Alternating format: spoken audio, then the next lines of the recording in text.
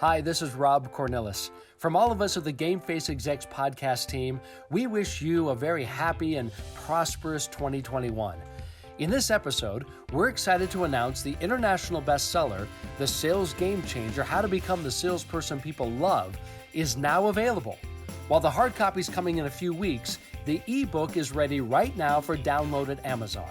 And it's priced for less than $3, so everyone, regardless of the kind of job or role you have, anyone can have access to these ideas that have been game changers for thousands of others for many years. Now, having finished a very busy year, I'm pretty beat, so I've decided as host of the podcast to take a few days off.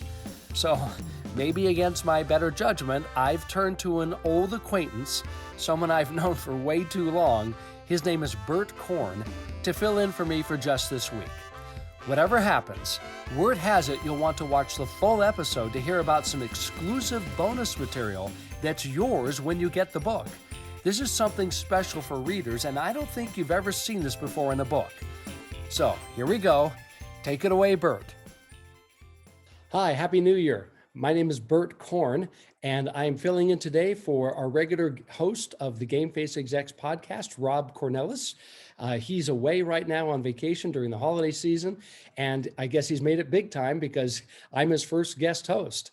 And so I really appreciate this opportunity he's given me. We wish him a safe journey, whatever he may be doing, whatever Holiday Inn Express he may be staying in with those cool little waffle irons that you flip over. But anyway, when he said that I got to guest host, he said, it's up to you, Bert, just open mic. So I get to invite any guest I wanted, he said. I thought about it long and hard, and apparently the Donald is not available. He's still packing up Christmas boxes, and Jeff Bezos, I hear, is still making deliveries. So, in the end, it was really no contest. Unfortunately, Selena Gomez's phone number that they gave us, I keep getting a busy signal. So anyway, we decided to turn instead to new author, Rob Cornilles, who recently wrote the book, The Sales Game Changer: How to Become the Salesperson People Love. So please welcome to the Game Face Execs podcast, Rob Cornilles. Thanks, Bert. It's great to be here, and congratulations on being asked to guest host the Game Face Execs podcast. That's quite an honor. Hey, and I got to say, Rob, since I last saw you, that little thing you got going, that looks pretty good. Oh, yeah. I just a little Christmas thing, I guess, over the holidays. Yeah. Yeah, well, I could never grow one. I just can't do it. Oh, sure you could. You just don't shave. Well, now, Rob, I know that your book was launched on December 31st as an ebook, and I know that the hard copy is coming out later. But since we're friends, you gave me an advance copy, and I've been able to look through it over the last few days. And I got to tell you, I read a lot of how-to books, but this is a game changer. We're going to talk a lot about it here in this interview. But I just want to start off by asking you, and for the viewers that we have here on Game Face Execs podcast, who did you write the book for?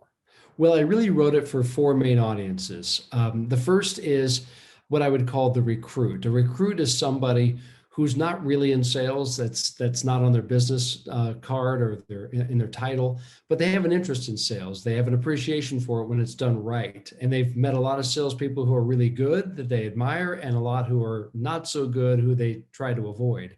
But perhaps in their role or their job, they need to support sales, and they want to have a better understanding of how it's done so they can be more supportive.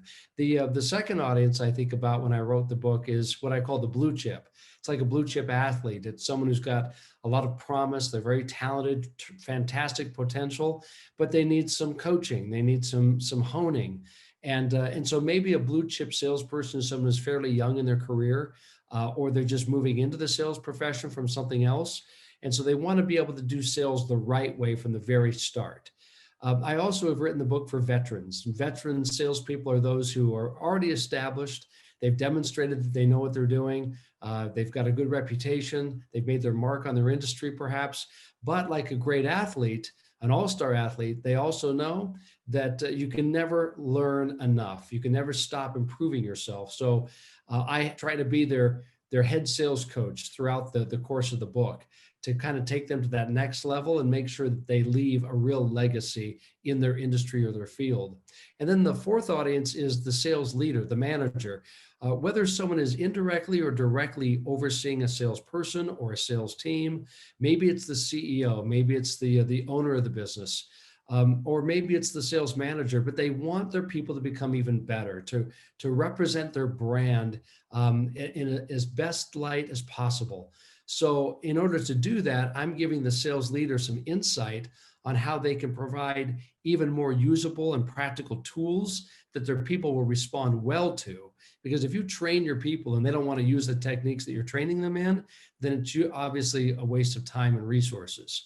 So I really kind of am a shadow to the sales leader, helping them make sure they maximize the performance of their sales team. Sounds like you've covered a lot there. So if I'm understanding you correctly, it's really just for anyone, whether it's in business or nonprofit or just someone who could be retired or working from home, who wants to be a better persuader or an influencer. Is that a fair take? Yes, it's really for anyone who wants to be a better communicator, whether at work or in your personal life. And in doing so, we spent a lot of time in the book throughout the 300 or so pages, over 14 chapters that we have.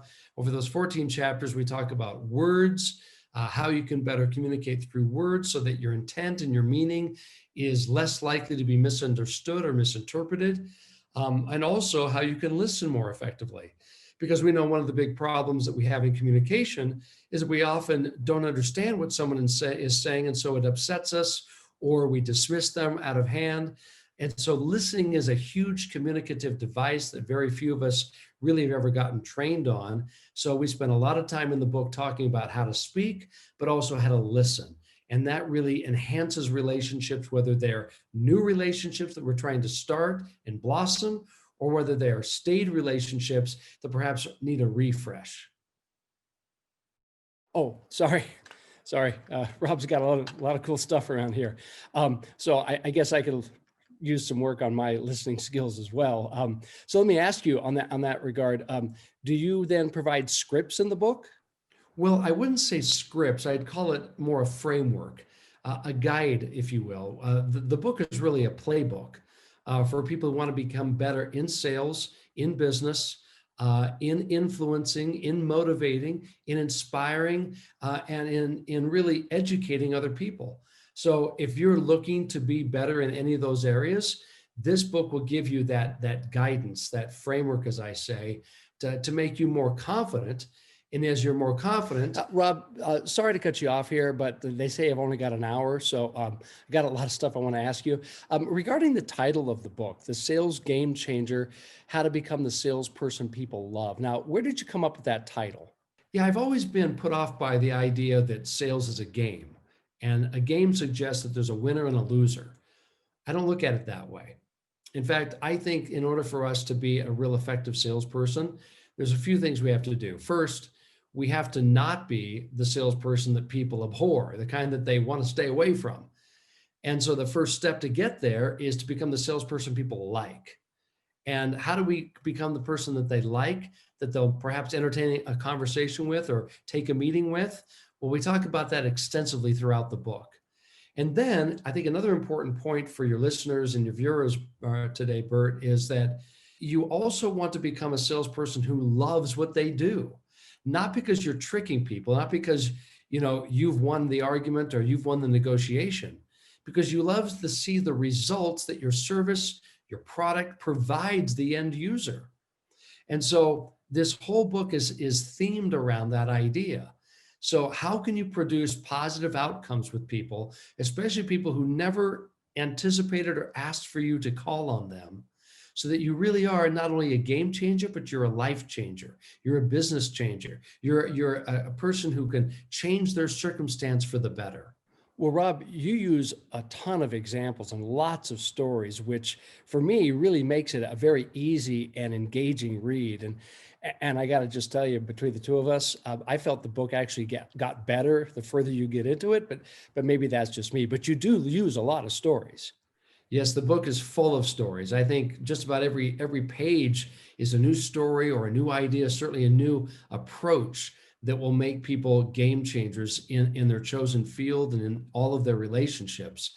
So I use stories obviously from my personal life and my business life, from great stories that I've observed, not that I've heard about, but that I've observed in my work with clients, in sports, in nonprofit organizations, in corporate America, those who are starting businesses, those who are in well-established enterprises with multinational organizations, and even those students that I have taught in university.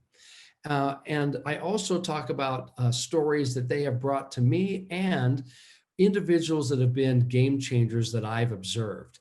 And it starts from the very first story I tell in chapter 1 is about a woman that I met who was a client who came up to me and made a statement to me after one of my training sessions with her staff that literally changed the way I looked at what I do for a living.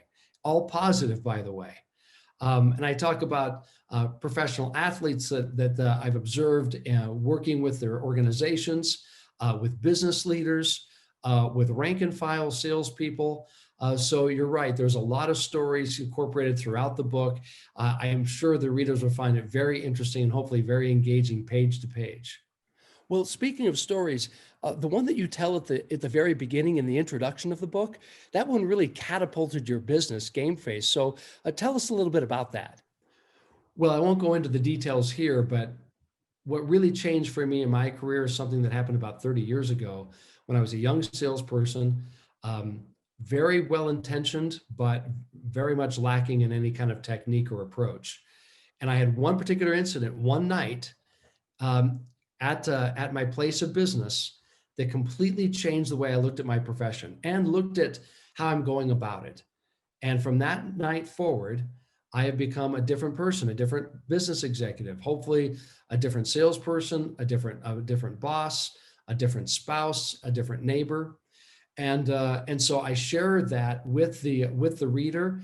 And then we talk about how that same principle that I learned can be incorporated into their work and into their life. You know, Rob, I got to tell you, I've read a lot of books about sales and service theory, but your book is so much more practical. It's got all kinds of ideas that I can use today to help me be a more successful service provider and certainly a more successful salesperson in helping me not only build just the short-term transaction, but more importantly, as you say here, how to build those long-term relationships. And the way you weave today's culture into the book too, showing that sales is life, is sales, as you say. I just love that. But just in a few pages that I'm just looking at here, I noted that you referenced just these few things. You referenced The Office, U2, Drew Brees, Dave Portnoy, Michael Jordan. That was actually your era when you worked in the NBA, and a lot of examples from your interactions with people like Phil Knight, the founder of Nike, Tim Boyle, the CEO and chairman of Columbia Sportswear. You also talk about Lee Bird, who is the chairman and CEO of At Home, and the other thing is those two women that really had a tremendous impact on your sales career early on. And the things that they taught you, that was a fascinating story, and some great lessons from your celebrity contacts too, that reinforce the sales that you do today, and how you're effective at teaching sales. So I promise I won't give it away, but the examples you give here from some of your clients over the years, those are just awesome to read about. I got to tell you. And I wish I could show the audience here your table of contents, and I don't know, maybe they do that in post-production in these kinds of things. I encourage you guys to all look at the table of contents, but I just want to read a couple of things that I'm looking at here. Some of the titles. So one chapter, They Gotta Trust You to Love You. Speaking the Same Language is another title. And there's an hilarious story about trying to speak Japanese when you first worked there as a young professional. So that's cool. Here's another one. The deal may be done, but it's not a done deal. And that's a whole chapter about customer service and renewing your clients. Oh, here's one. Resolve agreeably without always agreeing. Now I got to stop there. What's this chapter about, Rob? Yeah, you can check out the table of contents when you go on Amazon to look at the book. Right now, it's available as an ebook. and the paperback copy, the hard copy will be coming out in about a month or so, and we'll make sure that everyone's aware of that.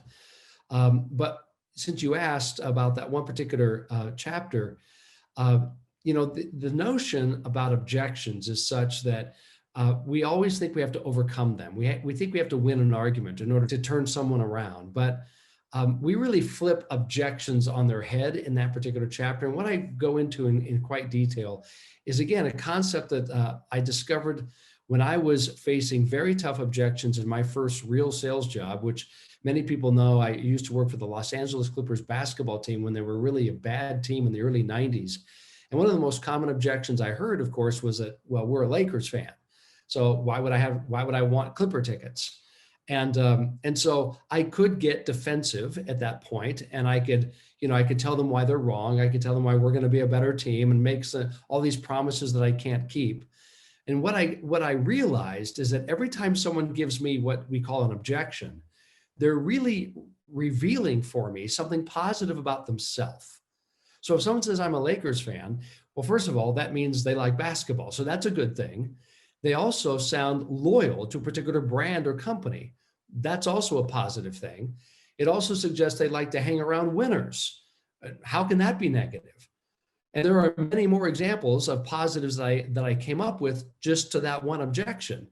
So what I soon realized is that for me to have an open and honest conversation with this individual so we can actually move forward and resolve whatever obstacle they think impedes our progress, I have to first state the positive that I see in them. So instead of getting defensive, as I say, and getting into a debate about the Lakers versus Clippers, I would say instead, well, you know what? Sounds to me like you like to associate with organizations that are very well respected. And when they'd say, yeah, I do, see, we're already in agreement. So rather than agree with an objection, I'm agreeable to it. And that sets the tone for an honest conversation where we can actually mutually decide to move forward solving the objection. Now, it doesn't work in every time, but it works far more often than if I'm trying to debate them and win that argument.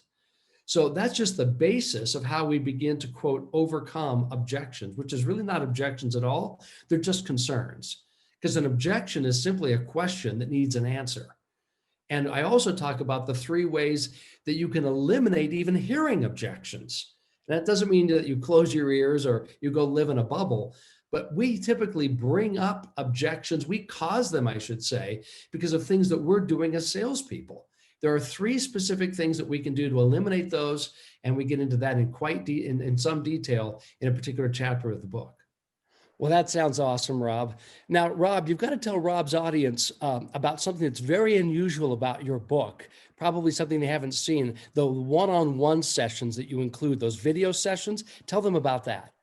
Yeah, I'm really glad you asked about that, because the one-on-one videos, they in themselves are a game changer. Now, I don't know if anyone's ever seen this before. I never have.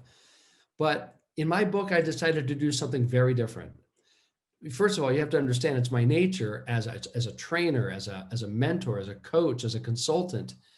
I like to be with my clients along the way, right? Troubleshooting and perhaps tweaking as we go.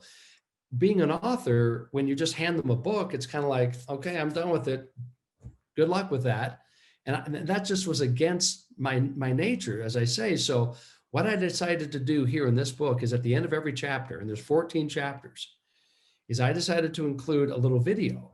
So the reader can just scan a QR code or go to the URL that's listed there, and it will take them to a page where they can watch a video of me recapping that chapter, the content that we just covered, as well as adding some new color and some new content to that chapter. And then I end that short video with a challenge. Now that challenge is to the recruit who's reading it, or to the blue chip, or to the veteran, or to the sales leader. And in each case, I give them an individual challenge on what they can do to apply the principles and the practices found in that chapter so as to improve their relationships, their communication, their sales, their business. And as I say, this is a game changer, because now I get to stay with my reader along the way. We get to improve together. So I call these the one-on-one sessions. And the other thing that we're introducing in the book is the Sales Game Changer Masterclass. I've been wanting to do this for some time now.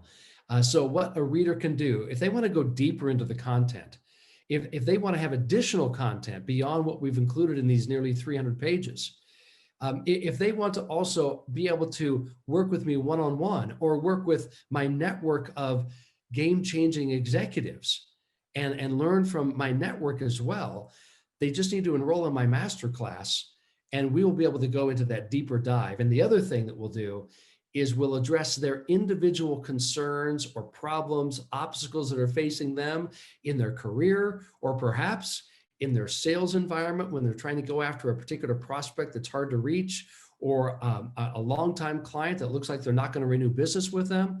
So we'll work with individual case studies in the masterclass. And that'll be something we're going to be launching here in the first quarter of 2021. Well, I know to be able to have a chance to work personally with you, because you've worked with so many executives over the last 30 years, that would be a game changer for me. I can tell you that. In fact, I've got something I want to do with you, Rob, if that's okay. Something a little different.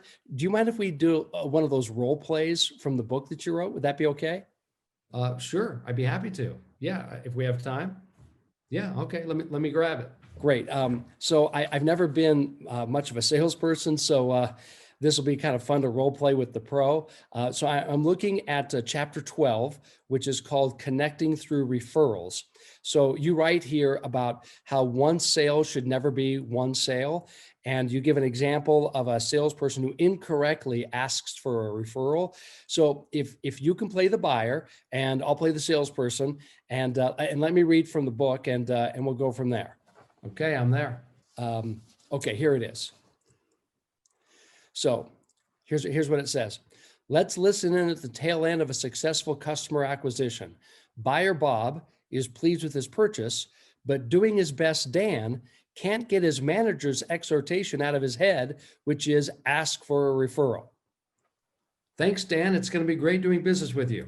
For sure, Bob. Thanks. And I'll make sure that first payment goes out right away. Great. Okay, well, we'll talk to you. Hey, Bob, before I let you go, do you mind if I ask you one last question? Sure, shoot. Do you know anyone who might be interested in buying some MacGuffins? Oh, well, no, I can't say I do, Dan. Oh, okay. Well, could I ask maybe you to think about it for a few days, and I'll give you a call next week sometime? Sure, I guess I can do that. That'd be fine. Super. That's great, Bob. Okay, well then And if you need to, you might check your contacts list. That's a good place to look. Just kind of thumb through it, see if anybody comes to mind. Yeah. Or maybe you could ask around the office, see if any of your colleagues know of anyone. Well, I know my colleagues pretty well, and your wife. Excuse me? You know your wife pretty well and where she works. Maybe she knows somebody. My wife's pretty. Or you said you play racquetball and you go to Rotary Club. Now, there are a lot of people there who could use a MacGuffin. I've got plenty of brochures here, so I'd be happy to send anyone a brochure if you'd like me to. Good to know, Dan. And when you're talking to people, if anyone has any questions, just give them my name and email. Heck, you've got my phone number still, right?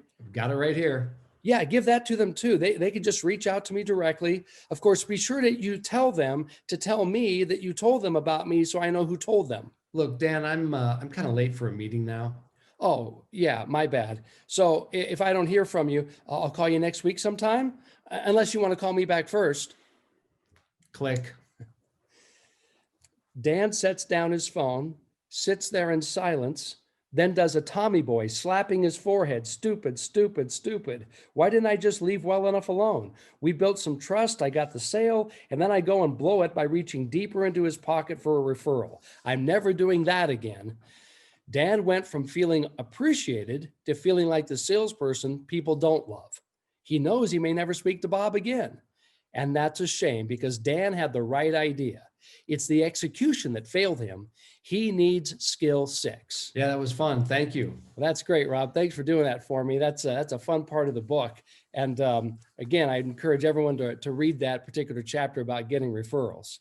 Yeah, what we'll do in that particular chapter, which, as you say, we call connecting through referrals, is I disclose the 4 rules of getting referrals that I've been incorporating for years now, and as have my clients.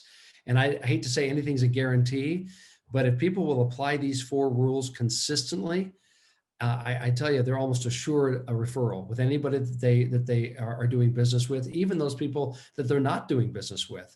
And that one referral will rarely just be one referral. It will usually turn into 2 or 3 or more. That's so cool, Rob.